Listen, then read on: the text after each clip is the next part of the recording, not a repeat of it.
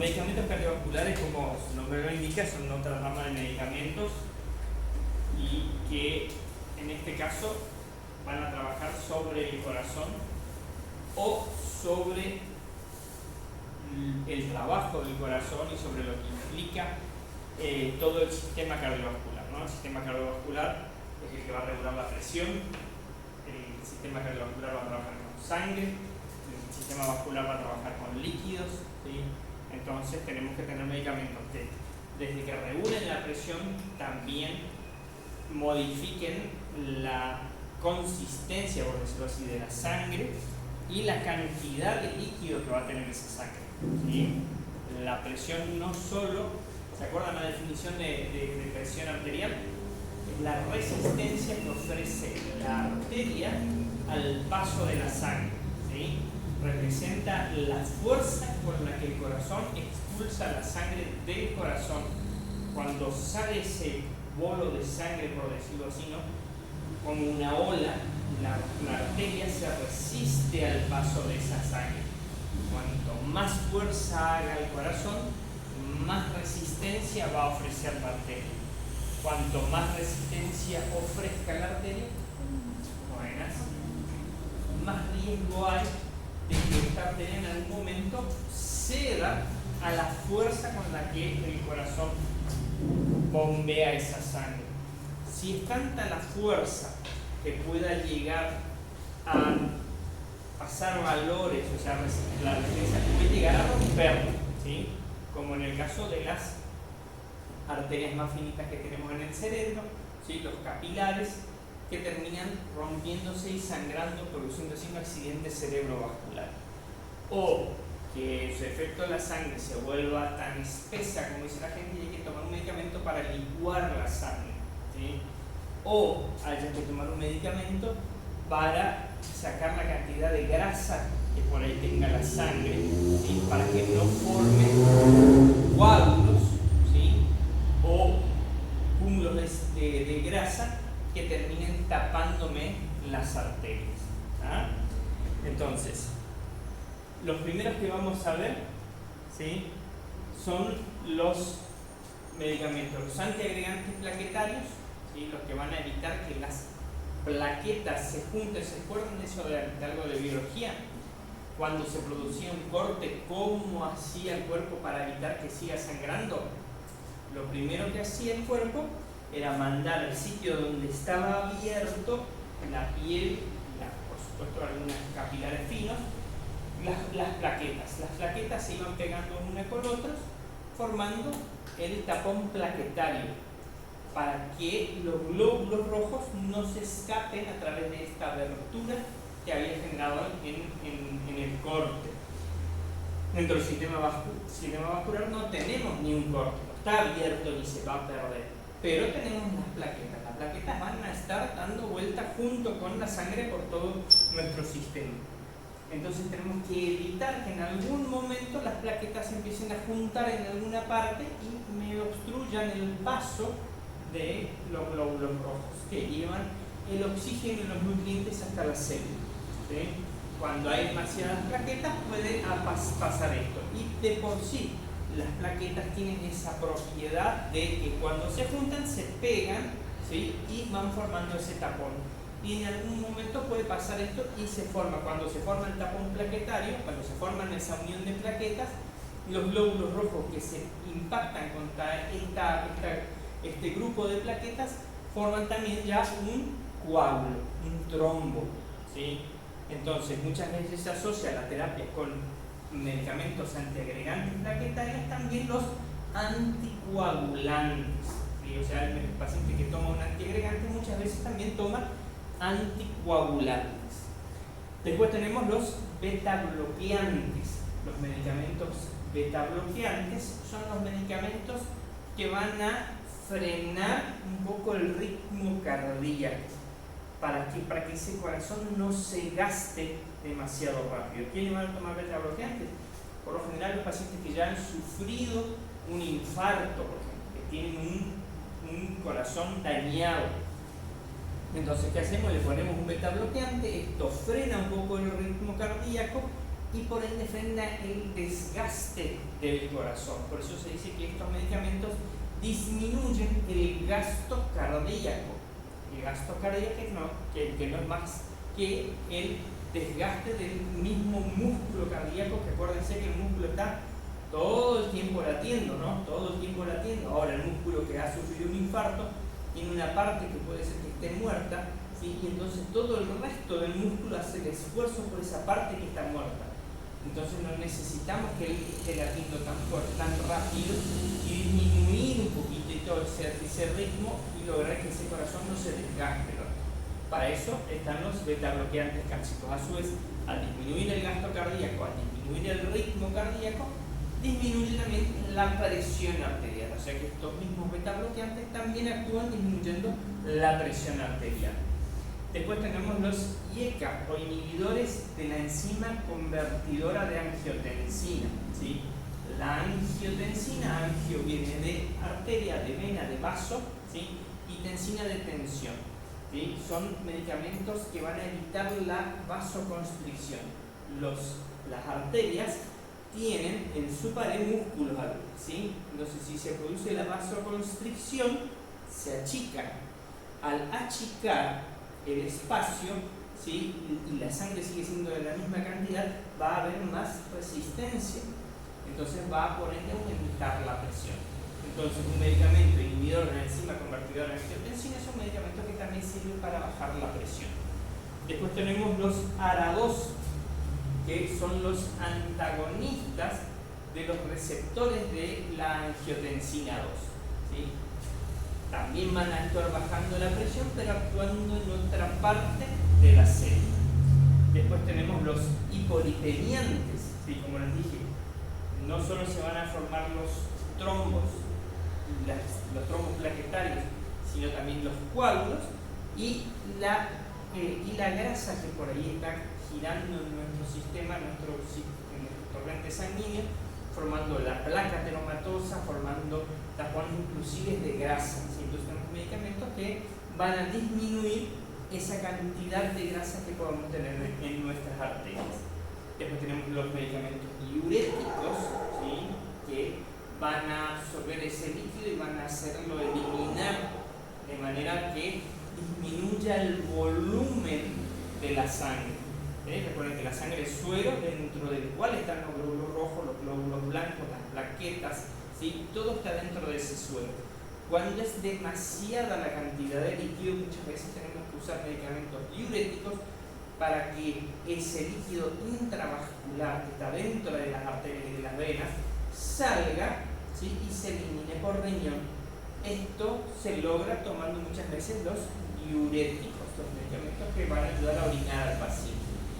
Después tenemos los calcio antagonistas, que son medicamentos que van a bloquear los canales de calcio en las células, evitando así el aumento de la presión también, ¿sí? Y los anticoagulantes, así como les dije que teníamos los antiagregantes, tenemos ahora también los anticoagulantes, que son diferentes porque actúan sobre otro tipo de células, ¿sí? Los anticoagulantes van a evitar el coágulo de sangre, ¿tá?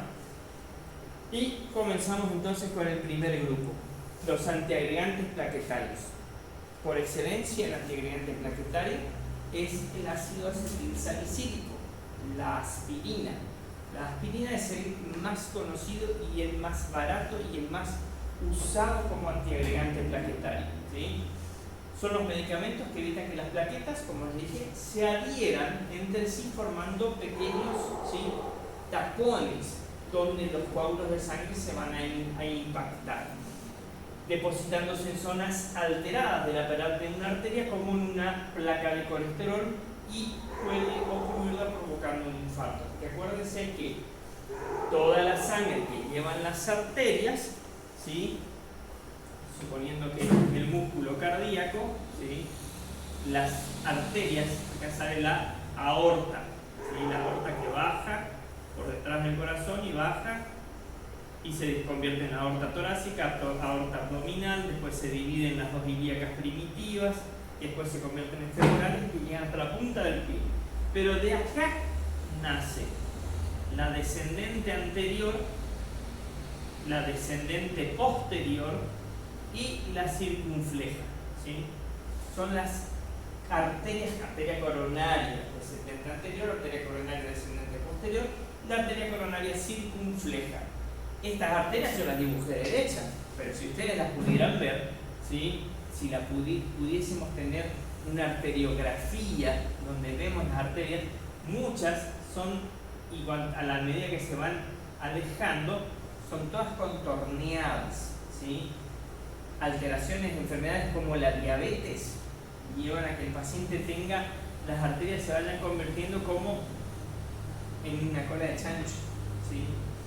Cuando se hace el cateterismo, ¿escucharon hablar del cateterismo? El paciente que está infartado, es meter una arteria, muchas veces es un catéter a través de la femoral, ¿sí? Hacen un corte acá en la ingle, entran con el catéter por acá, llegan hasta acá y ven dónde está tapado, ¿sí? Y dentro de la arteria que esté tapada colocan el stent, que es como un resorte que mantiene la arteria abierta. Pero primero muchas veces sí se encuentran con el coágulo, lo primero que hacen es le inyectan una enzima que lo que hace es disgregar, desarmar ese coágulo y hacer que la sangre vuelva a llegar. Mientras, porque si está tapado a esta altura, toda esta parte queda sin irrigación sanguínea, ¿sí? Entonces, lo que hace este medicamento es destruir este coágulo haciendo que llegue, ¿sí?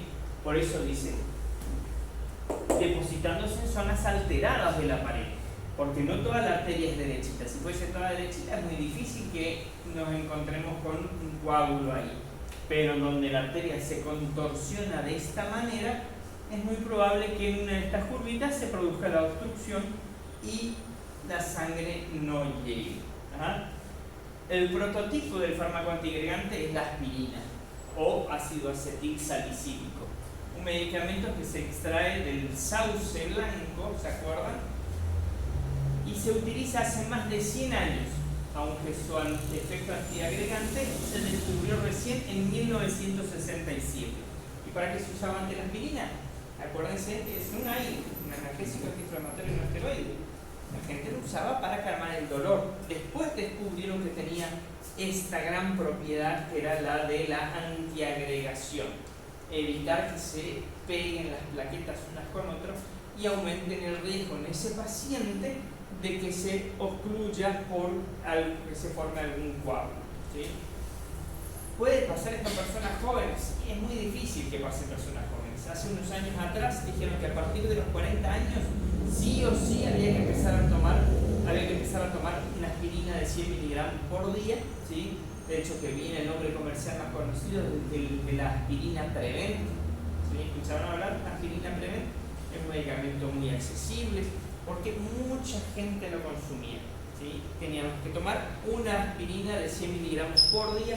Con eso lográbamos mantener las plaquetas lo suficientemente despegadas como para que no se formen coágulos. Después se vio que no. Si el paciente no sufre de presión alta, no tiene alguna otra complicación, no hace falta que tome la aspirina.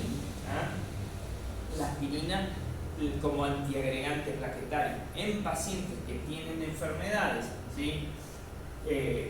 Como por ejemplo que hayan tenido un infarto, que tengan una insuficiencia cardíaca, ¿sí? Acuérdense que no solo vamos a tener problemas como el infarto va a sobrevenir de alguna otra complicación que el paciente ya tuvo antes. El paciente era sedentario, fumador, obeso, ¿sí? Todo eso hace que lleve a que el paciente pueda llegar a tener un infarto, ¿sí? Paciente que tiene presión alta porque no se controla, ¿sí? Paciente que tiene presión alta dice, pero a mí no me afecta nada, yo sigo haciendo mi vida normalmente, claro. Que uno le toma la presión y tiene 200, 230 de presión, pero es un tipo grandote que trabaja en un taller y levanta peso y todo, ¿sí? Pero no se da cuenta que a la larga, ¿sí? La presión alta va a provocar en ese corazón un desgaste que va a hacer que ese corazón que tenía este tamaño, ¿sí? No vaya a poder resistir la fuerza de esa presión. Y entonces, ¿qué va a hacer? Va a empezar a ceder y se va a empezar a agrandar. Este corazón que llegaba hasta acá va a ser un corazón así de grande, ¿sí?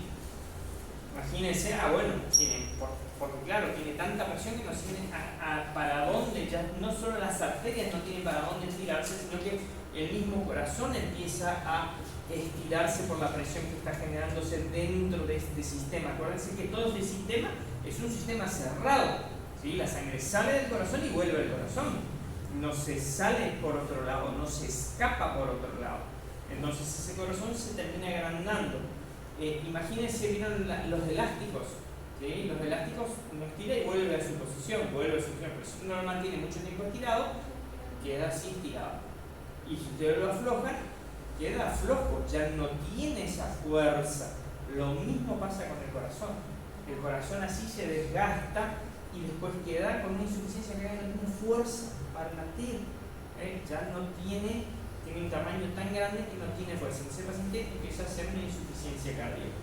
En esos pacientes que tienen una insuficiencia cardíaca, ya cada vez que late, ya no va a latir como un corazón normal de entre 70 y 100 latidos por minuto, sino que va a empezar a bajar a 60, 50, y cada vez que late hace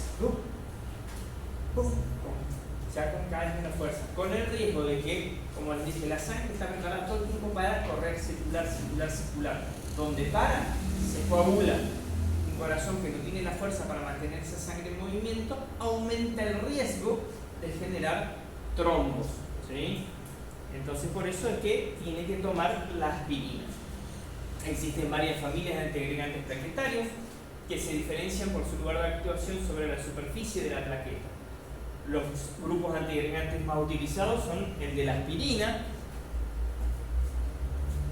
donde tenemos, como les dije, la aspirina Prevent, el ácido acetilsalicílico de 100 miligramos, el clopidogrel, ¿sí?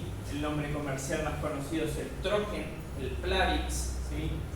El Trifusal, que el nombre comercial es Disgren, la diclopidina, el dipiridamol, ¿sí? Son los diferentes antiagregantes. Dependiendo dónde quieren que actúe, se le da esa medicación a ese paciente, ¿sí? Recientemente se han desarrollado los antiagregantes muy potentes, los inhibidores de los receptores 2B y 3A de uso hospitalario. Hoy en día nosotros tenemos medicamentos muy potentes para evitar la antiagregación y la anticoagulación, pero que si yo le doy al paciente en el domicilio, ¿sí? Se hace un corte, empieza a sangrar y no va a parar de sangrar, va a terminar en la guardia en el hospital. Por eso esos medicamentos se usan solo dentro del hospital. Hay un protocolo nuevo. El protocolo quiere decir una secuencia de hechos que están escritos que se deben cumplir para cierto tipo de eventos. Por ejemplo, cuando el paciente le da un infarto, ¿sí? ¿Cómo empieza el paciente a manifestar? Empieza con dolor de pecho. Lo primero que manifiesta es el dolor de pecho. Una vez que empezó con el dolor de pecho, nosotros activamos el protocolo. ¿Qué hacemos? Activamos la cadena de supervivencia, avisamos, vienen, le buscan, le hacen un electrocardiograma, le hacen un análisis de sangre, ¿sí? Y con la clínica, o sea, la clínica quiere decir que el paciente le va a decir me duele el pecho. El análisis que vamos a analizar los resultados de cómo están las enzimas cardíacas y el electrocardiograma que nos va a mostrar en el trazado electrocardiográfico que hay una alteración en ese electro que puede ser que ese paciente esté sufriendo un infarto. Se detecta ese infarto y se empieza con la medicación específica para el infarto, ¿sí? Se le inyecta medicación para disgregar ese coágulo, pero tiene que estar dentro del hospital, porque si está afuera y hace un sangrado masivo se me muere. Entonces empezamos primero tratando de sustituir con los medicamentos. Si los medicamentos no dan resultado, se le hace el cateterismo, se le mete un catéter hasta el sitio de la obstrucción y de ahí directamente le inyectan el medicamento sobre el coágulo para disgregarlo o colocan el stent, que es como un resortecito, como les dije, que va a mantener la arteria abierta y ese coágulo que estaba obstruyendo se va a reabsorber a nivel del vaso, ¿sí? Pero tenemos que localizar y entender que lo que está pasando ese paciente tiene que estar internado. En el caso del paciente que sufre un accidente cerebrovascular, es lo mismo. El paciente empieza con el dolor de cabeza más fuerte que ha tenido en su vida, empieza con falta de fuerza en uno de los brazos, mareo, visión borrosa, ¿sí? Todo esto que nos da la pauta que puede ser que esté haciendo un accidente cerebrovascular. Se activa el protocolo de ACV o de stroke, como se dice la palabra en inglés. se lo interna en el hospital, llega y lo primero que se le hace es una tomografía. En la tomografía se ve si está ese cerebro sufriendo un infarto o un accidente cerebrovascular isquémico, o sea, por falta de sangre, o un accidente cerebrovascular hemorrágico, donde sí se rompió la arteria y está sangrando. En base a cuál es el diagnóstico, se le hace una medicación específica también para disparar. Esa medicación específica, esa enzima, la tenemos acá en el hospital. Fíjense, pero es, como decía acá, de uso hospitalario únicamente. No es que nosotros lo vamos a tener en la casa y cuando alguien empieza con dolor de cabeza, no puede ser una cerilla, la inyecto, ¿no es cierto? Entonces, es solamente para uso intrahospitalario. ¿Existe alguna contraindicación para tomar aspirina u otros antiagregantes? Sí, como todo AINE, ¿qué pasaba? Uno de los efectos secundarios más frecuentes es la irritación gástrica. ¿Se acuerdan que era muy agresivo con la mucosa gástrica, pudiendo producir una úlcera, hemorragia digestiva? Por eso, en caso de antecedentes de úlcera gástrica o duodenal, hernia hiatal o gastritis, está contraindicada su administración, salvo que en el momento se vea el riesgo o beneficio. Dentro de un hospital donde pueda estar controlado, donde se les pueda hacer medicación para proteger ese estómago, haciéndole protectores gástricos, es muy probable que le administren esta medicación. La aspirina y el resto de los antiagregantes también pueden producir diversas alteraciones de la sangre. En caso de aparecer intolerancia gástrica, la alternativa es tomar justamente el clopidogrel. El clopidogrel viene de 75 miligramos y a veces se le llega a administrar hasta 300 miligramos de clopidogrel para lograr esa antiagregación que estamos necesitando para destruir el coágulo que puede estar obstruyendo la arteria. Por supuesto, esto tenemos poquito tiempo, ¿sí? Si pasaron muchas horas, muchas veces ya no se puede establecer esta terapia. Fíjense que este es el grupo de plaquetas y glóbulos rojos que vienen ya todos pegados juntos. Si se encuentran a la altura de la placa ateromatosa, ¿sí? La placa ateromatosa es la placa de grasa que se pegó a la arteria, ¿sí? Que inclusive si nosotros lográsemos meter un catéter hasta acá adentro y aflojar esto, ¿sí? Esta pared queda debilitada y igual me va a producir la obstrucción. Por eso, en ese caso de que encontremos una placa ateromatosa, inclusive los médicos ya se plantean colocar un stent que mantenga esta parte abierta para que pueda circular la sangre por ahí todavía, ¿sí? Si no, esta placa me va a obstruir y no me va a permitir que pase sangre, porque esa arteria lleva la sangre hasta el tejido, ¿ah? Entonces ahí es donde necesito que actúe el medicamento. Arteria con placa de colesterol sin tratamiento antiagregante. Las plaquetas se adhieren a la placa de colesterol y producen la trombosis, producen la oclusión de esa arteria. Y en una arteria con placa de colesterol con tratamiento antiagregante, las plaquetas circulan sin adherirse, sin pegarse, ¿sí? Actúan de tal manera los medicamentos sobre la pared de las plaquetas, evitando que éstas se peguen por esa placa de grasa que existe ahí, ¿ya? Así es como actúa. Después tenemos los medicamentos beta bloqueantes. Los beta bloqueantes son los fármacos que bloquean, como les dije, los receptores beta adrenérgicos del corazón, ¿sí? Los beta adrenérgicos son los que le dan la fuerza para latir al corazón, ¿sí? Los beta adrenérgicos son los que inyectan adrenalina, muy bajas dosis, para que ese corazón tenga fuerza para latir. Este hecho produce, entre otros efectos, disminución de la frecuencia, o sea, del ritmo cardíaco y de la contractilidad cardíaca, ¿sí? No solo disminuye el ritmo, entre 70 y 100 lo baja a 60 hasta 50, sino que también baja la fuerza con la que el corazón late. A ese paciente es muy probable que si usted le toma el pulso, apenas se sienta el pulso. Si se siente medio débil, ¿sí? ustedes se toman, van a sentir la arteria que se siente. En cambio, en esos pacientes ustedes le toman el pulso y el pulso es apenas perceptible, ¿sí? Reducen la tensión arterial y como consecuencia disminuyen las necesidades de oxígeno y nutrientes del corazón, aliviando por medio de este mecanismo la angina de pecho. Sirven para bajar las revoluciones del corazón. Ahí.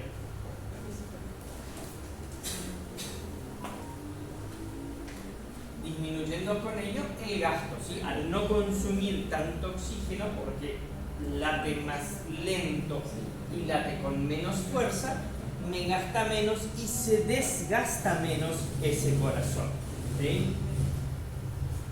Un corazón sin tratamiento beta bloqueante tiene 85 latidos por minuto y una presión de 16/90 milímetros de mercurio. Y un corazón con tratamiento con medicamentos beta bloqueantes es un corazón que late más tranquilo, 55 latidos por minuto, y la presión, fíjense que baja a 125/80 milímetros de mercurio, ¿sí? Baja un montón y ese corazón entonces va a durar más. De por sí que, como les dije, es un corazón que ya ha sufrido daño, ¿sí? ¿En qué pacientes están indicados los beta bloqueantes? Pacientes que presentan angina de pecho, ¿sí? ¿Qué es la angina de pecho? Es cuando duele el pecho, ¿sí? Es ese dolor que se va hasta la garganta, ¿sí?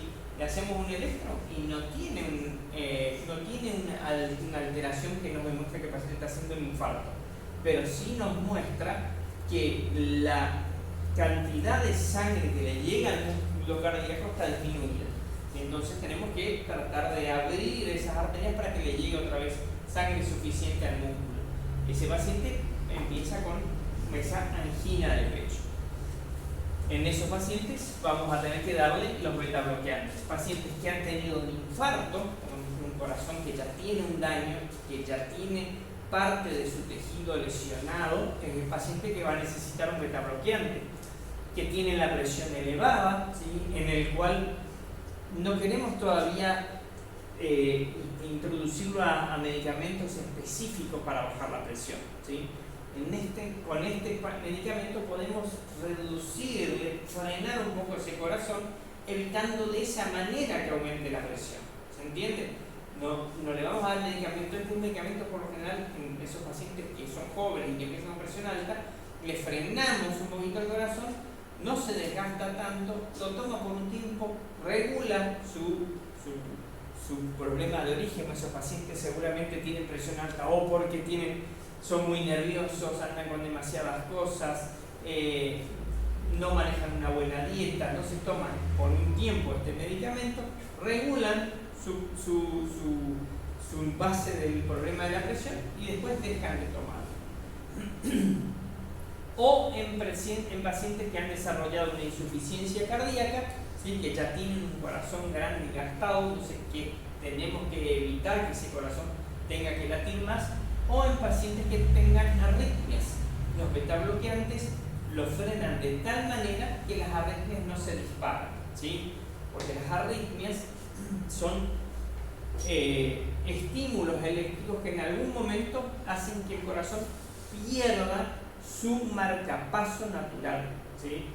El marcapaso natural del corazón es el nódulo sinusal, un pequeño receptor eléctrico que está en la pared de la aurícula, ¿sí? Que recibe el impulso que viene del cerebro. Me sale feo mi cerebro. Bueno, pero ustedes saben que esto es el cerebro, ¿no es cierto? ¿Sí? ¿Para eso el cerebro? Vale. Si no la usamos ni queriendo comer, entonces van a hacer que no. El cerebro viene y le dice al corazón, tenés que latir. ¿Se acuerdan que le dije? Tenés que latir a 300 latidos por minuto.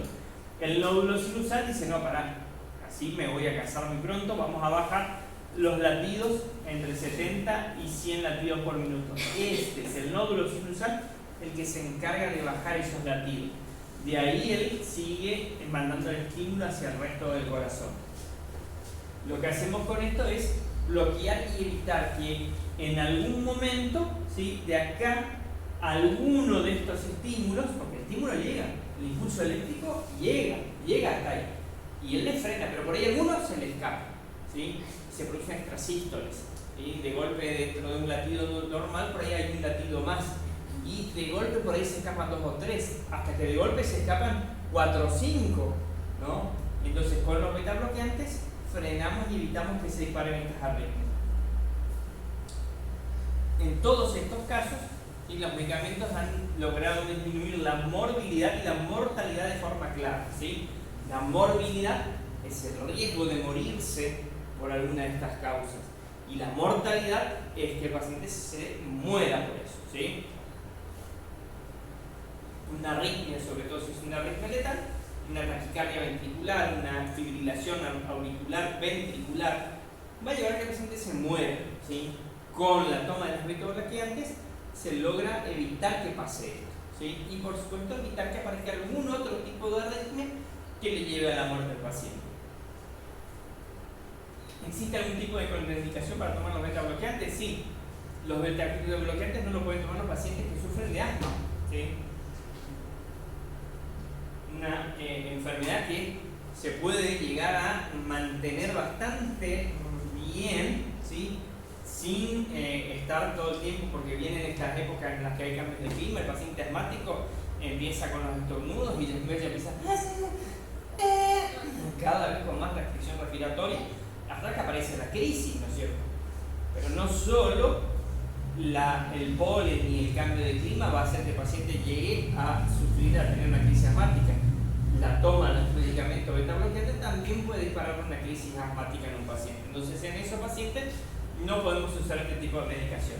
¿Qué otros pacientes con bloqueos del corazón no corregidos con marcapasos? ¿Sí?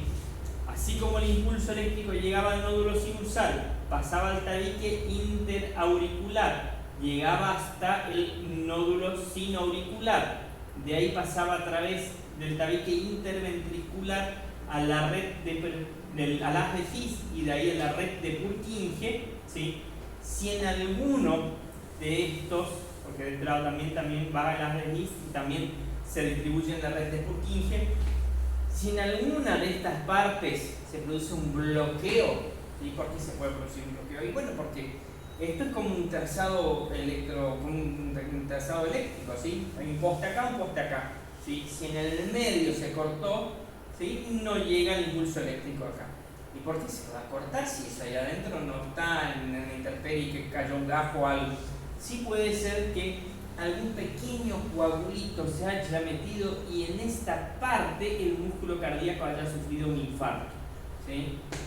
Y entonces el poste que estaba ahí no pasa más electricidad hacia el otro lado y se produce un bloqueo de rama, ¿sí? Puede ser de rama derecha, de rama izquierda, ¿sí? Eso lo va a determinar el cardiólogo con un electrocardiograma, pero pacientes que tienen un bloqueo, que quiere decir que el impulso eléctrico no llega bien hasta el lugar donde tiene que donde tiene que producir el estímulo, porque todo esto ¿para qué está? ¿Sí?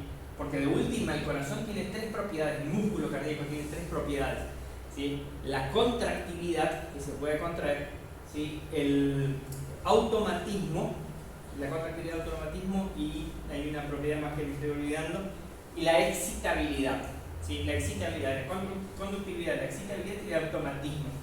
O sea, el músculo cardíaco puede latir por sí solo si quiere. Por eso, no sé si ustedes vieron y no sé si me sirve de ejemplo, alguna vez cuando le cortaron la cabeza a una gallina, ¿sí? Y la gallina sigue caminando, ¿sí? ¿Cómo sigue caminando? El corazón sigue latiendo, el corazón sigue latiendo. O sea, sin el estímulo del cerebro, el músculo cardíaco igual, y el músculo cardíaco es igual al del humano como el de los animales, ¿no es cierto? Entonces, nosotros tenemos una célula cardíaca, una célula muscular cardíaca, un músculo estriado especializado, ¿sí? Si uno le toca, ella trata de latir, ¿sí? De por sí sola. Si tiene otra célula al lado, ¿sí? Y esta late, ella ya también va a latir, ¿sí? Porque tiene la excitabilidad. Se excita esta, se excita al lado también. La conductividad le conduce a el estímulo, ya le pasa a la de al lado. Y el automatismo, si esta se olvidó de contraerse, se contrae esta. Y esta ya se excita, también se contrae. Esa es son las propiedades del músculo cardíaco, de latir cuando ellos quieren. Eso también hace que, si nosotros tenemos bloqueado esta parte, ¿sí?, se produzca un foco ectópico, que quiere decir foco fuera de lugar. En vez de empezar el latido acá, empezar el estímulo y ser coordinado, primero la aurícula pasa al ventrículo, el ventrículo va al pulmón, del pulmón vuelve a la aurícula, al ventrículo, y así, todo coordinado, ¿sí?, pasa a se excita y late el ventrículo, en vez de latir primero la aurícula, ¿sí? Y entonces empieza a haber alteraciones en ese electrocardiograma y se ven cuando se hace el trazado electrocardiográfico que ese paciente tiene arritmias producidas por los bloqueos que puede llegar a tener. Entonces, en esos pacientes que tienen algún tipo de bloqueo, tampoco le podemos dar beta bloqueantes. En pacientes con riesgo muy deficitario en las extremidades inferiores, ¿sí?, pacientes diabéticos que tengan problemas con la circulación en las piernas, pacientes con enfermedades como las varices, que no necesariamente tienen que ser pacientes diabéticos, pero que no tienen una buena circulación en los miembros inferiores. Acuérdense que cuanto más crecemos, más grandes nos hacemos, más desgastado está todo nuestro cuerpo, ¿no? Y la sangre sigue luchando contra la fuerza de la gravedad para volver al corazón y de ahí desparramarse por todo el cuerpo, ¿sí? Sigue teniendo la misma dificultad. Si ese paciente estuvo mucho tiempo parado, tuvo alguna enfermedad que llevó a que tenga muchas varices, va a estar aumentado el riesgo de producir coágulos ahí en las piernas, y es por eso que en esos pacientes tampoco le podemos dar, o no es conveniente que le dé beta bloqueante. ¿Para qué ustedes van a hacer esto? Porque el paciente me dice, el doctor me dio ese medicamento que se llama atenolol, que es uno de los nombres comerciales de un beta bloqueante, ¿sí?, o el carvedilol, o el bisoprolol, ¿sí?, me dio uno de esos medicamentos, ¿sí?, pero ahora me duelen las piernas, ¿y por qué? No, yo por mis varices. Yo creo que varices por las varices. Y el médico sabe que usted, como le dije siempre en la consulta, a veces el médico va y no hace una buena anamnesis, ¿sí? Ve que el paciente mira el electrocardiograma, mira al paciente, le escucha lo que le dice, le toma la presión, tiene la presión, vamos a darte un beta bloqueante. Pero le preguntó si tenía varices. Entonces, y ahí te dice, no, pero si usted tiene varices, ¿le dijo eso al doctor? Y no le dije nada. Entonces, mire, dígale que usted tiene varices, que está tomando medicamento, le está doliendo el corazón, le están doliendo las piernas. Entonces el medicamento va a rever, porque en esos pacientes no es conveniente que se le dé beta bloqueantes. Pacientes con insuficiencia cardíaca descompensada, ¿sí?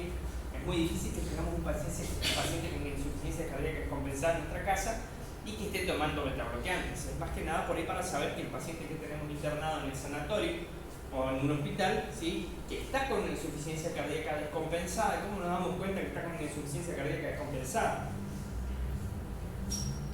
El paciente que tiene una insuficiencia cardíaca, o sea, ese corazón es insuficiente para manejar toda esa sangre, ¿sí? Recuerden como les dije hoy, acá manejamos un corazón que está dañado y que el corazón maneja sangre con líquido, ¿sí? Tiene tanto líquido en la sangre que no sabe qué hacer y no tiene más la fuerza para latir, para empujar toda esa cantidad de ese volumen de sangre con líquido. Entonces, ¿qué hace?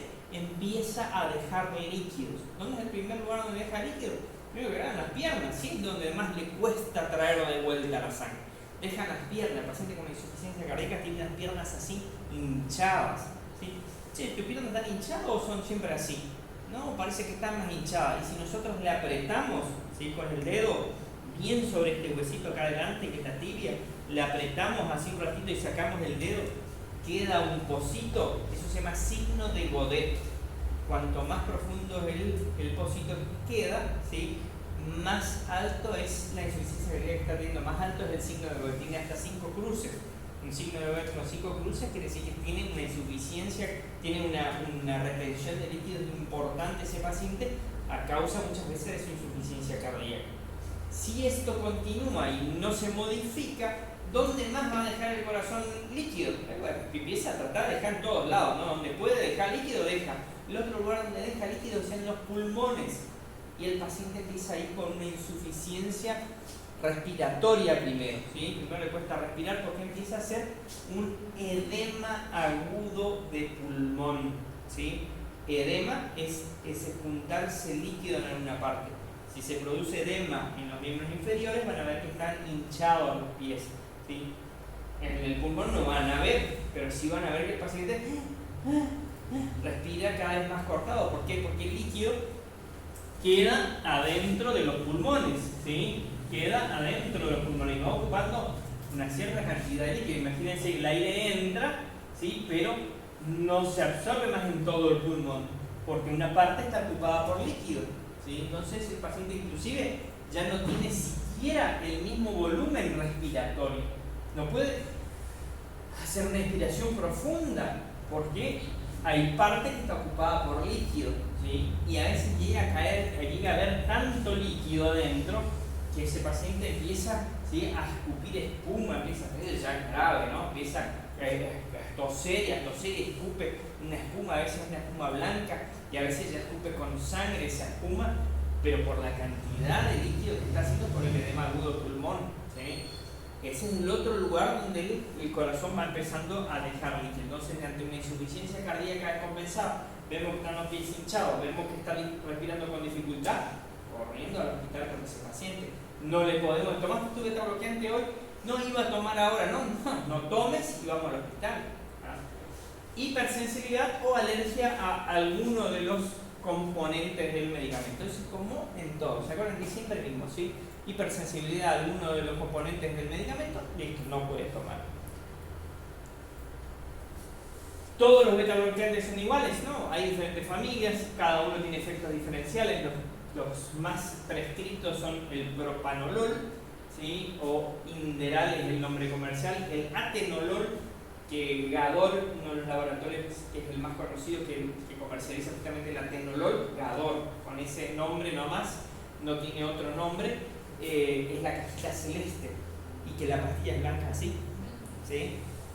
Toda la gente dice, la cajita es celeste y el medicamento, la pastilla así, redonda así, blanca, ¿sí? Tiene así.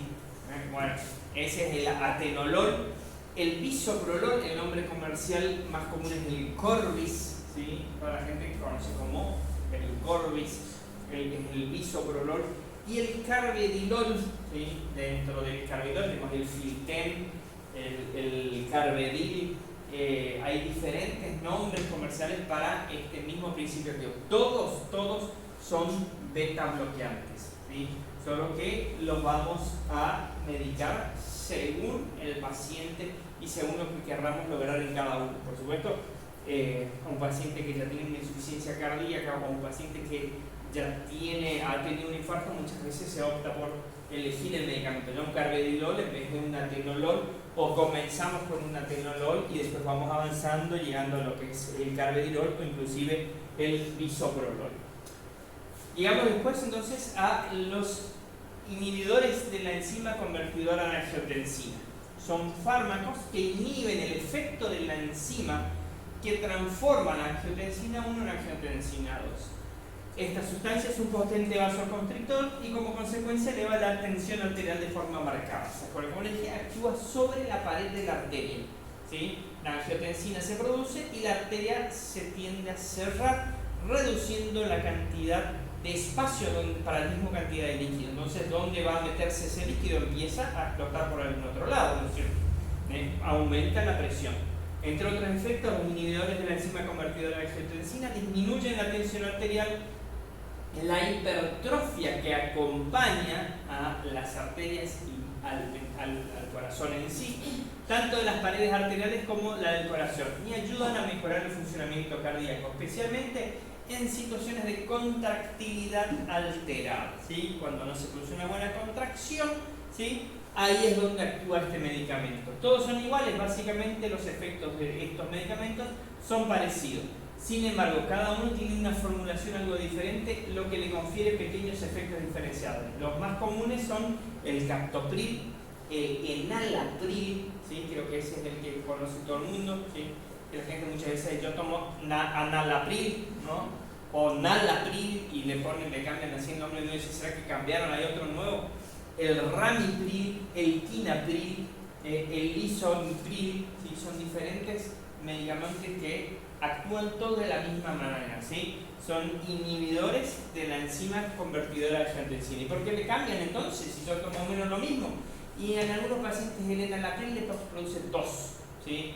En otros pacientes que toman el ramipril, creo que el tritase era el nombre comercial más conocido, le producía retención de líquido, ¿sí? Entonces, dependiendo del paciente, el médico va a evaluar y le va a dar diferentes medicamentos, ¿sí?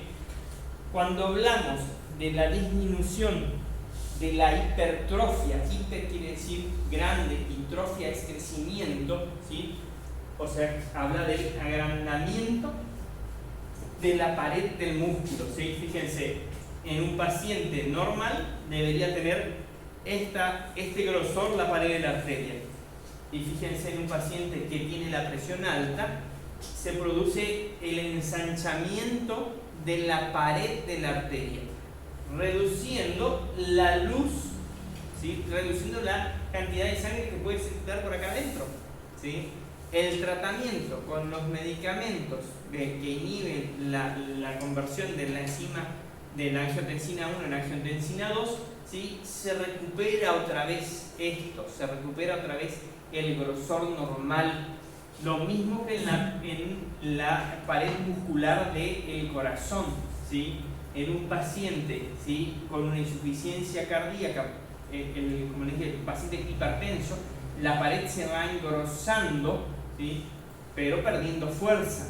Entonces, con el tratamiento de este medicamento logramos otra vez reducir el grosor de la pared, evitamos la hipertrofia de la pared, tanto de la arteria como del corazón. Ahí dice, ¿no? Arteria con paciente hipertenso con engrosamiento, con hipertrofia. Y después del tratamiento, después de un año, fíjense, recupera otra vez la pared normal. Lo mismo en el corazón, o sea, tomando esa medicación, el paciente vuelve a recuperar. Por supuesto, ¿qué pasa con los pacientes? Muchas veces toman, hoy no olvidé de tomar. No quiero tomar todos los días porque se termina enseguida la medicación y ahí ya tengo que comprar otra vez y viste lo caro que está. Entonces, no, miren, si usted no toma, no solamente le baja la presión y le cuida de que le dé un derrame, por ejemplo, sino que también le ayuda a que sus músculos se recuperen y vuelvan a tener la fuerza que tenían para poder latir. ¿En qué pacientes están indicados los inhibidores de la enzima convertidora de angiotensina? En pacientes que tienen presión alta, especialmente si son diabéticos, ¿sí? En los diabéticos este es el medicamento de primera elección. Por supuesto, a lo largo del tiempo el paciente puede hacer acostumbramiento a la medicación. Entonces, con este medicamento no podemos seguir teniendo no podemos seguir usándolo, ¿sí? ¿Qué quiero decir? El enalapril, la dosis máxima diaria es de 40 miligramos, ¿sí? ¿Ustedes saben de alguien que toma enalapril? ¿Quién toma enalapril? Tu mamá. ¿De cuántos miligramos toma? ¿Sabes? ¿Te acordás? ¿No? Parece que empezó con 5 miligramos de enalapril, ¿sí? A los 5 años de tomar, ¿sí? Sigue con la presión alta, no sé, pero está subiendo cada vez más. No sé qué hace, aumentan a 10 miligramos. No alcanza a 10, tiene que aumentar a 20 miligramos, día a la mañana, día a la noche, ¿sí? Después de 5 años más, vuelve a empezar a subir la presión otra vez, ¿no? Entonces, 5 años se mantuvo bien con esa medicación y después sigue. Llega a tomar 40 miligramos diarios, ¿sí? Que es la dosis máxima. No le podemos dar más, ¿sí? ¿Por qué? Porque ya no le va a hacer efecto. Y ahí es cuando se elige otra medicación para seguir tomando, ¿ah? El cuerpo se acostumbra al medicamento, ¿sí?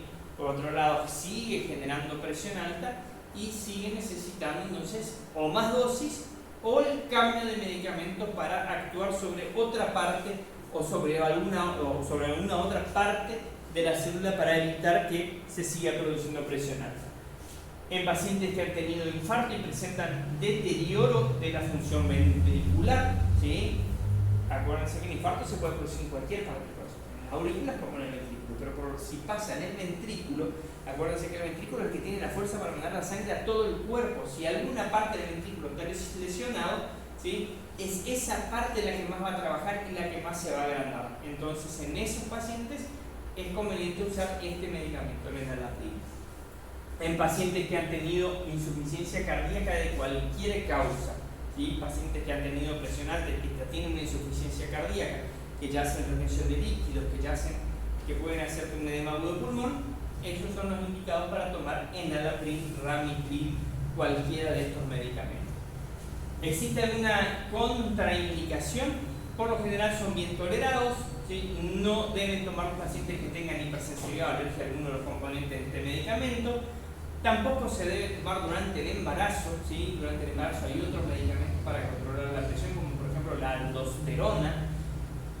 Y con relativa frecuencia aparece tos irritativa. Eso es lo que le decía, ¿no? El enalapril, sobre todo el enalapril, causa una tos irritativa. El paciente toma y no puedo ni dormir a la noche, dicen, de la tos que tengo.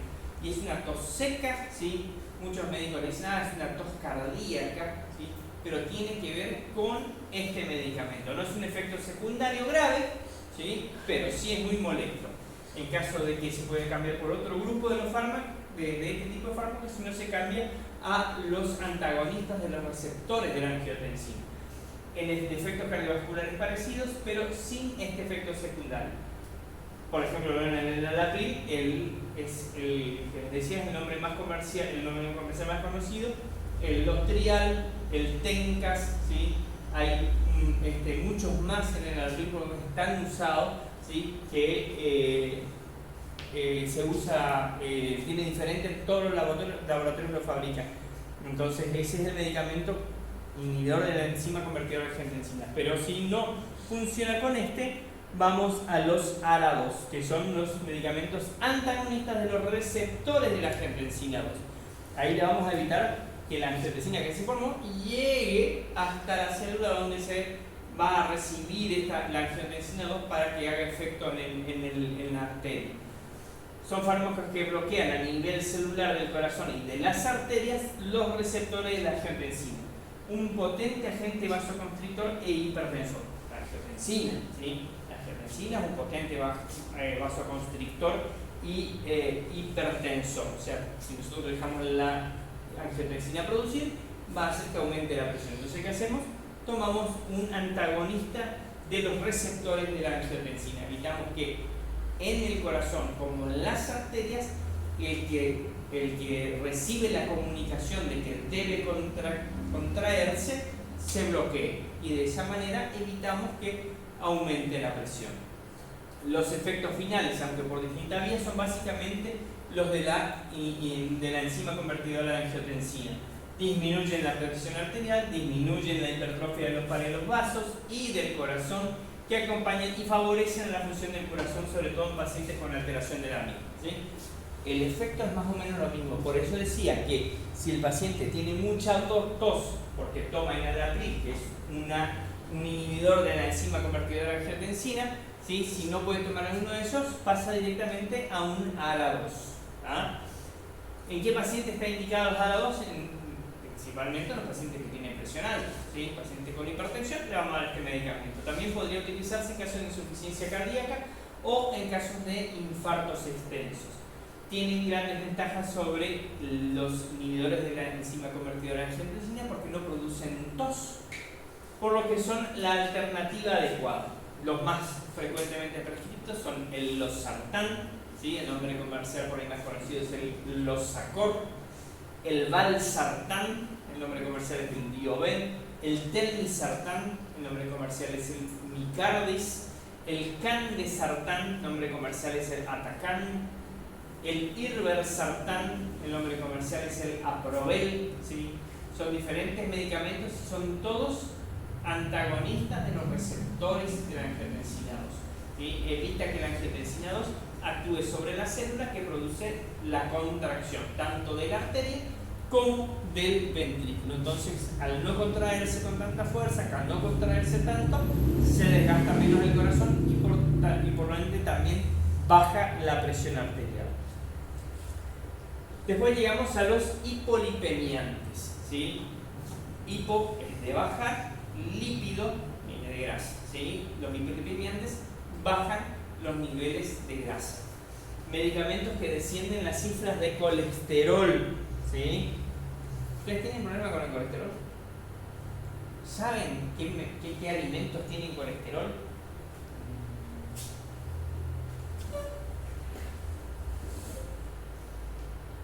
¿No? ¿Qué alimentos tienen colesterol? Todos los medicamentos de origen animal tienen colesterol, ¿sí? Entonces, ¿la carne tiene colesterol?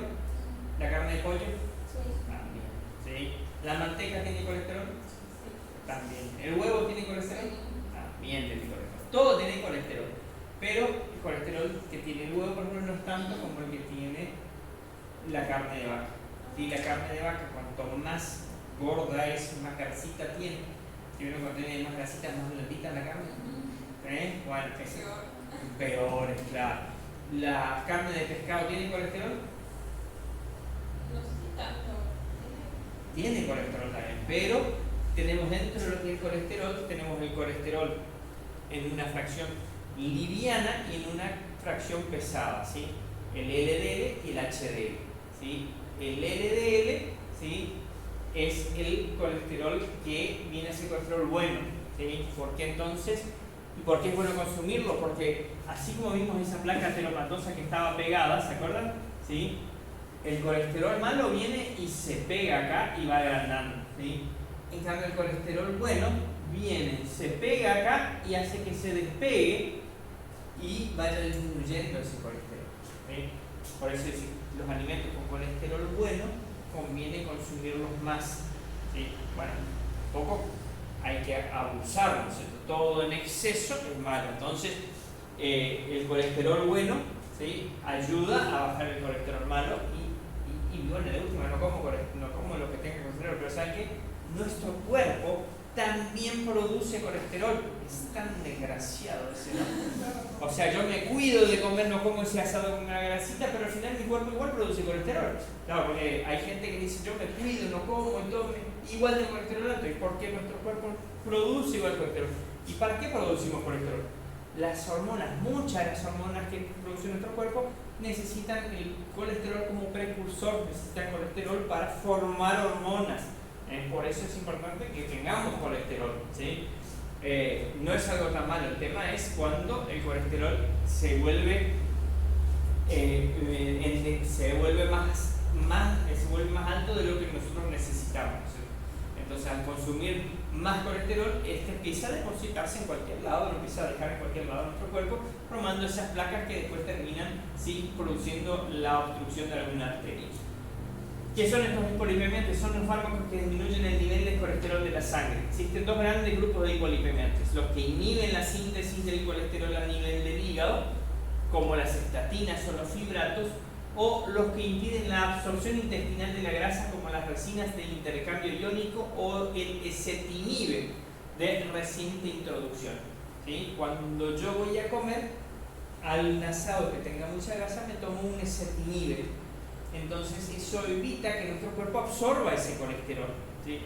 Y por otro lado, tomo un medicamento que es una estatina, puede ser el atorvastatin, el simvastatin, la rosuvastatina, ¿sí? Diferentes estatinas, ¿sí?, que lo que van a hacer es bajar el colesterol que yo ya tengo en la sangre.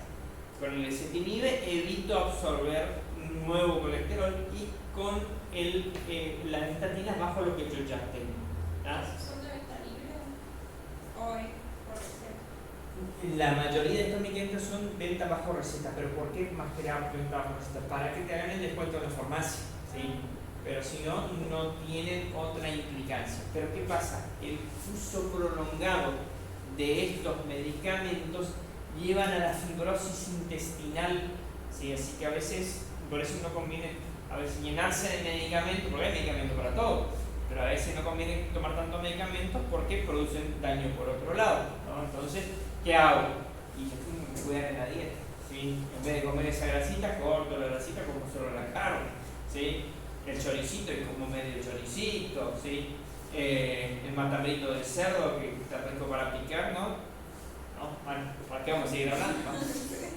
Entonces tenemos que modificar la dieta, ¿no es cierto? Ayudar de esa manera a que nuestro cuerpo no se llene con tanto colesterol, ¿sí? De última, después si tenemos mucho colesterol, bueno, sabemos que tenemos medicamentos, de tal manera que viene el ezetimibe por separado y las estatinas por otro lado, y vienen también los medicamentos juntos, las estatinas más ezetimibe, ¿sí? Por lo general las obras sociales no reconocen ese medicamento junto, ¿sí? Comprar separado, pero junto no, junto, y ese es el que sale más caro y que terminamos vendiendo después solo sin receta, ¿verdad? No todos los hombres, pero aún así. Las estatinas son, en el momento presente, los hiperlipemiantes más importantes, ya que han demostrado disminuir de forma clara la morbilidad y la mortalidad de pacientes con elevación de los niveles de colesterol e infarto miocárdico. Claro, como les dije, tenemos la placa ahí de grasa. Si hay coágulos que puedan estar dando vuelta en nuestro cuerpo, acá donde está la placa, seguro que se va a trancar y me va a obstruir, me va a producir un infarto. O sea, la morbilidad que tiene un paciente que tiene colesterol alto, y ojo, que puede ser pacientes delgados, ¿sí? No hace falta que sea un obeso para tener colesterol alto, pueden ser pacientes delgados y que igual tengan valores de colesterol alto y placas de ateromas de grasa en las arterias. Entonces, ojo, igual hay que hacer el control del colesterol y determina, y si tiene valores elevados, ya se da por sentado que pueda tener placas de ateromas de grasa en las arterias y tener que empezar a tomar hipolipemiantes. Entonces, si tomamos el hipolipemiante, disminuimos el riesgo de que te mueras por exceso de colesterol. Si viene el colesterol en sí, quiere decir no te va a llevar a la muerte, pero sí aumenta el riesgo de que tengas un infarto, eso sí te va a salvar. Las estatinas disminuyen el colesterol bloqueando su síntesis hepática y favoreciendo su eliminación. Tienen otros efectos favorables asociados aún en estudio, como también tienen efectos desfavorables, como es el de la fibrosis intestinal por el consumo de estatinas.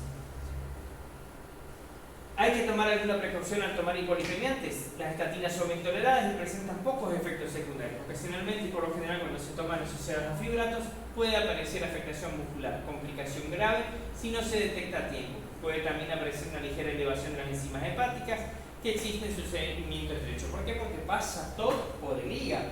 Acuérdense que ahí es donde se sintetiza el colesterol y ahí es donde actúan justamente las estatinas. Otros suplementos, como la resincolinesteramina, se toleran mal a nivel del aparato gástrico. Por eso es que se fueron todos a lo que son las estatinas.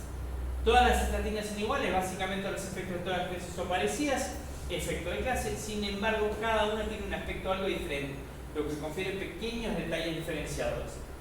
Los más prescritos son la simvastatina, nombre comercial es el Socor, la atorvastatina, nombre comercial es el Zarator, la rosuvastatina, que la de Vago es el Rosubast, y otros lipemiantes tenemos el gemfibrosilo, el nombre comercial es el Lopit, el ezetimibe, que habíamos hablado que es un fibrato, ¿sí? El nombre comercial es el Trilip, y la resincolesteramina, ¿sí? Que es el Colestit, que tiene muy mala tolerancia gástrica, por eso no se da con frecuencia ese medicamento. ¿Cómo actúan, no? Fíjense cómo la placa de grasa va creciendo con esa pequeña placa de ateroma, la circulación de gran cantidad de moléculas de colesterol se van a ir adhiriendo a la placa y van a ir agrandando esa placa de grasa hasta que, ¿sí? algunas de las cuales previa oxidación penetran esta placa aumentando su tamaño y propiciando su rotura posterior. ¿Sí? Puede ser que la placa esté ahí y se va agrandando hasta que un pedazo se suelta. ¿Sí? Si este pedazo se suelta y llega donde la arteria es más finita, es donde va a producir la obstrucción o la oclusión, ¿sí? Con el riesgo de que esa parte hacia donde iba esa arteria, ¿sí? Me deje sin irrigación y se produzca la muerte celular de ese tejido que estaba al final. Tenemos dentro de los medicamentos cardiovasculares entonces también los medicamentos digitálicos. ¿Saben de que habíamos hablado al principio cuando hablamos de la digitalis purpúrea? De donde se sacaba justamente los digitálicos. o los medicamentos que le dan fuerza al corazón. La digoxina es el principio activo, ¿sí?, de los digitálicos, ¿sí? El nombre comercial es Lanicor, Lanoxin, ¿sí? Son medicamentos que le dan fuerza al corazón para latir. En el caso del paciente que tenga una insuficiencia cardíaca, un corazón agrandado, ¿sí?, se le tiene que dar digitálicos para que él tenga otra vez fuerza para poder latir, ¿sí? Es un medicamento que se está utilizando hace más de 200 años. Se descubrió en 1785, se extrae de la planta de Galera o Digitalis purpurea. Incrementa la contractilidad del corazón de forma moderada, actuando a través de los canales de calcio. En la actualidad su uso está muy restringido, habiendo quedado prácticamente limitado el control de la frecuencia cardíaca en algunas arritmias, fibrilación o flutes auriculares o en situación de insuficiencia cardíaca avanzada junto con otros medicamentos. O sea, no solo le podemos dar fuerza para que late el corazón si tenemos un montón de líquido en el cuerpo. Muchas veces se asocia el digitálico entonces también con diuréticos para sacarle esa cantidad de líquido que tiene ese corazón para que pueda hacer circular bien la sangre. El riesgo de tomar digitálicos es que necesitamos darle descanso a ese corazón, ¿sí? Si tomáramos todos los días el digitálico, terminamos intoxicándonos. Entonces, por lo general, los digitálicos se toman de lunes a viernes, se descansa sábado y domingo, ¿sí? En lo sumo, en insuficiencias cardíacas muy avanzadas, se toman hasta los sábados y se descansa el domingo. Un día tiene que descansar, ¿sí?, porque si no se produce una intoxicación. Bueno, esta es la planta, no sé si alguno alguna vez vio esta planta, la Digitalis purpurea, ¿sí? Le veo cara conocida, pero no sé de dónde la vi. Ese es el riesgo. Entonces los digitálicos cuando toman, más simple, el paciente le dice, yo nunca tomé esto, y nunca tomó, ¿cómo le dijo el doctor que tome? No sé, no me dijo que tome todos los días, creo que todos los días, como los otros medicamentos, no. Los digitálicos, ¿sí?, son medicamentos que se tienen que descansar, porque si no producen intoxicación. Asociados entonces a los digitálicos, muchas veces vamos a ver a los diuréticos, medicamentos que van a hacer que disminuya la cantidad de volumen de la sangre, ¿sí?, volumen de líquido, ¿sí? ¿Cómo hacemos para sacar esto con los diuréticos? No sé qué otra tecla apreté, pero bueno. Los diuréticos producen un incremento de la diuresis al aumentar el filtrado de sangre por el riñón. Diuresis es la cantidad de veces que orinamos, ¿ah? Este hecho es muy beneficioso en pacientes con insuficiencia cardíaca. También tiene interés en pacientes con hipertensión. En este caso no es preciso que produzca una diuresis tan abundante y tiene la ventaja de potenciar efectos sobre otros hipotensores. Por eso muchas veces los diuréticos potencian la acción de los medicamentos que bajan la presión, ¿sí?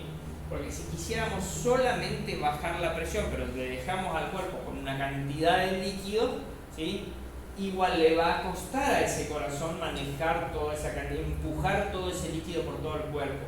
Y por otro lado va a seguir siendo la misma cantidad de líquido dentro de las arterias, haciendo fuerza contra la pared de las arterias, manteniendo la presión alta, ¿sí? Entonces, ¿qué hacemos? Le sacamos líquido, lo hacemos orinar al paciente y de esa manera disminuimos la cantidad de líquido y por ende la presión también baja, ¿sí? Entonces, los diuréticos aumentan el efecto hipotensor.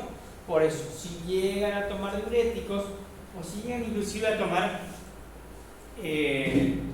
cítricos, los cítricos que a veces aumentan la diuresis o le ponen a veces al mate algunos yuyos y hay unos yuyos que son para aumentar la diuresis, ¿sí?, baja la presión. Tomé ese mate, me mareó, tomé ese jugo de pomelo, el pomelo tiene un potente efecto hipotensor, ¿sí?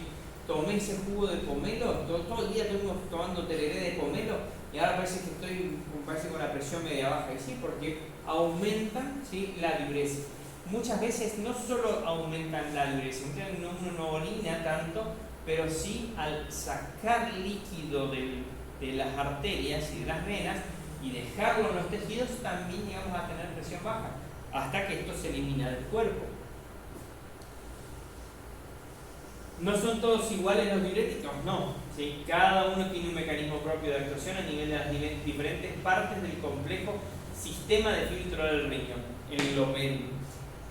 Los de mayor prescripción son la furosemida, el nombre comercial es Lasix, es el más conocido. La torasemida, la hidroclorotiazida, el nombre comercial es el Moduretic, que muchas veces se asocia el Moduretic a algún medicamento, ¿sí? Por ejemplo, hay uno que se llama Filten D. El Filten es carvedilol más hidroclorotiazida, ¿sí? Potencia la acción del beta bloqueante, el diurético, ¿sí? Uno bloquea y disminuye el gasto del corazón y con eso baja la presión, y le sacamos líquido para que ese corazón que está latiendo un poquito más lento no tenga problema con toda esa cantidad de líquido que tiene que bombear. Espironolactona, ¿sí? El aldactona es el nombre comercial con el que se comercializa la espironolactona. Asociaciones de dos tipos de diuréticos, por ejemplo el acilactalón es furosemida más espironolactona cuando necesitamos potenciar. ¿Qué tenemos que tener en cuenta con los diuréticos? Los diuréticos, al eliminar tanta cantidad de líquidos, se nos escapan muchos electrolitos, ¿sí? ¿Cuáles son los electrolitos que nos va a importar que no perdamos? Por ejemplo, el potasio, ¿sí? Muchos de estos diuréticos no son ahorradores de potasio, eliminan.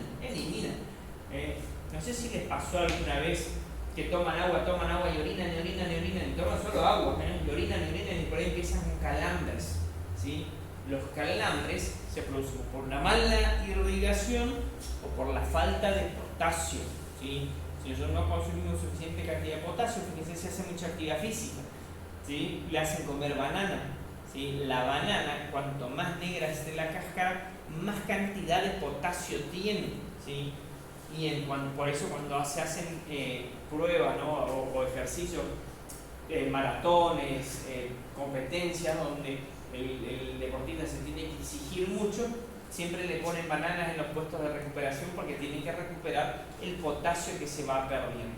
Lo mismo pasa con los pacientes por ahí que usan algún tipo de diuréticos, sobre todo los que no son ahorradores de potasio, ¿sí? Orinan, pierden mucho potasio y el paciente empieza justamente con calambres.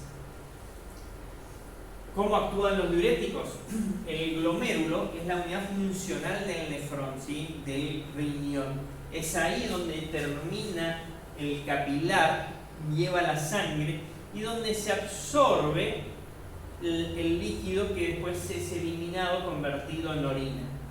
Los diuréticos actúan o directamente sobre el glomérulo, actúan sobre el túbulo contorneado o actúan sobre el túbulo distal, ¿sí? Dependiendo de dónde actúa, ¿sí? Ahorra o no ahorra potasio y saca más o menos cantidad de líquido del cuerpo. Fíjense, cada riñón tiene aproximadamente 1.200.000 glomérulos que se encargan de ese filtrado, ¿sí? Cuanto más líquido nosotros le podamos dar a nuestro riñón, mejor funciona. Donde nosotros le restringimos el líquido, el riñón empieza a fallar, ¿sí? Porque acuérdense, muchos de los medicamentos que vimos se eliminan por orina. Si nosotros tomamos el medicamento y no le damos suficiente agua para que se diluya y salga, acá es donde fallan y donde después me produce una insuficiencia renal y empiezan todo el resto de los problemas. ¿Me dejas 10 minutos? 10. Ya terminamos. Hay que tener una precaución con los diuréticos. Bueno, los muchos diuréticos provocan pérdida de potasio, como les dije, por lo que algunos, como la furosemida, precisan de un suplemento de este mineral, ¿sí? Tenemos nombres comerciales de estos medicamentos, por ejemplo el Caon es el jarabe que es un medicamento que tiene potasio para reemplazar esa cantidad de potasio que perdemos con los diuréticos. Otro, por su carácter, como la espironolactona, es ahorrador de potasio, ¿sí? Y los diuréticos no deben administrarse durante el embarazo. Después tenemos los medicamentos calcioantagonistas. el efecto principal de este medicamento es producir la vasodilatación. ¿Se acuerdan que la vasoconstricción produce aumento de la presión? Un calcio antagonista produce la vasodilatación, con lo cual disminuye la presión. Las arterias, al bloquear los canales de entrada de calcio de las células, hace que estos se relajen las fibras musculares de las arterias, produciendo la vasodilatación y el descenso de la presión. Así actúan los calcioantagonistas. Es un grupo muy diverso, ¿sí?, que agrupa a 3 familias bien diferenciadas. Las dihidropiridinas, donde tenemos la amlodipina, el nicardipino, el nifedipino. Después tenemos a los aldiltiazem, el nombre comercial es el Alcalix, y a otra familia es el verapamilo, ¿sí? El nombre comercial es el isoctino. Se usa mucho y anda muy bien el isoctino endovenoso, en esas crisis hipertensivas anda muy bien. Y la amlodipina se usa mucho y anda muy bien, solo que muchas veces produce retención de líquido y hay que asociarlo a algún diurético. ¿Qué paciente está indicado? Los pacientes que tengan presión alta, ¿sí? Ocasionalmente indicado en pacientes que tengan angina de pecho y que no puedan tomar betabloqueantes. ¿Se acuerdan en las cardiopatías, en las ¿verdad? En los pacientes que tengan una insuficiencia cardíaca compensada no le podíamos dar betabloqueantes, pero sí le podemos dar una amlodipina. ¿Qué precauciones hay que tener con los calcioantagonistas? No lo pueden tomar pacientes que tengan bloqueo, como vimos también muchos de los pacientes que tienen que no le podíamos dar betabloqueantes, que tengan una insuficiencia cardíaca o una hipersensibilidad a uno de sus componentes, o que cursen con el embarazo. ¿Qué efectos secundarios? ¿Qué efectos secundarios tienen los calcioantagonistas? El más frecuente es la aparición de edema, como le dije, por eso hay que asociarlo con algún diurético, y los menos frecuentes son sofocones, estreñimientos y diarrea. Por último, los anticoagulantes. Como le dije, teníamos los antiagregantes que evitaban que las plaquetas se juntan, y por último tenemos los anticoagulantes, que son los que evitan que se formen las agrupaciones de glóbulos rojos que terminan produciendo el tapón, ¿sí? Son medicamentos que actúan sobre los elementos de la coagulación de la sangre, hacen que ésta esté más líquida, impidiendo de esta forma que se formen coágulos y se desprenden, provocando émbolos, tapones, que me van a tapar los capilares. ¿Qué pacientes deben tomar anticoagulantes? Los que tengan prótesis en el corazón, ¿sí? Porque las válvulas ya no trabajan normalmente, y donde las válvulas trabajan mal y frenan un poquito, ya se produce el coágulo. Entonces esos pacientes tienen que tomar anticoagulantes. Pacientes con determinado tipo de arritmias, ¿sí?, como la fibrilación y los flúter auriculares, ese es el nombre de la arritmia, flúter o fibrilación, ¿sí? En esos pacientes tienen que tomar anticoagulantes. Pacientes que han sufrido infartos muy extensos. ¿Qué precauciones se debe tener? Se debe ser muy estricto en el cumplimiento de la dosis adecuada, del cumplimiento de la dosis, porque cuando nos pasamos le vamos a hacer sangrar de más a ese paciente. Deben realizarse puntualmente controles de laboratorio, análisis de sangre para ver que no nos estemos pasando en los tiempos de coagulación. Advertir siempre que se está tomando un anticoagulante, ¿sí?, ya que por ahí me voy a sacar un diente, me sacan un diente y con el anticoagulante no para de sangrar, ¿sí? Me tengo que someter a una cirugía, ¿sí? No puedo porque tengo que suspender por un tiempo anticipado la ingesta de estos.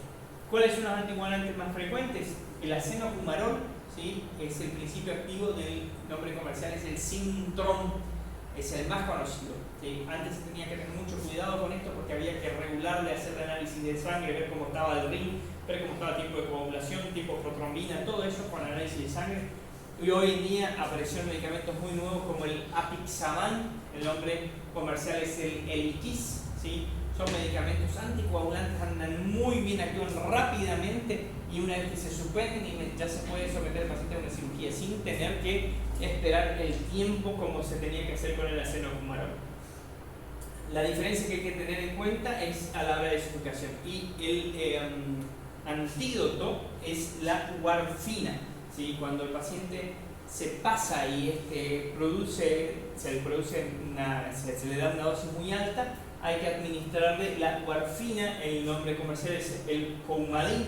Por lo general, estos pacientes están internados y ahí es donde se usa ese medicamento para volver a normalizar otra vez el tiempo de coagulación. Eso se pasa si el paciente no se controló, no se midió, en algún momento tomó de más esa medicación. Muchas gracias por su atención y te dejo los 5 minutos que quedan todavía para que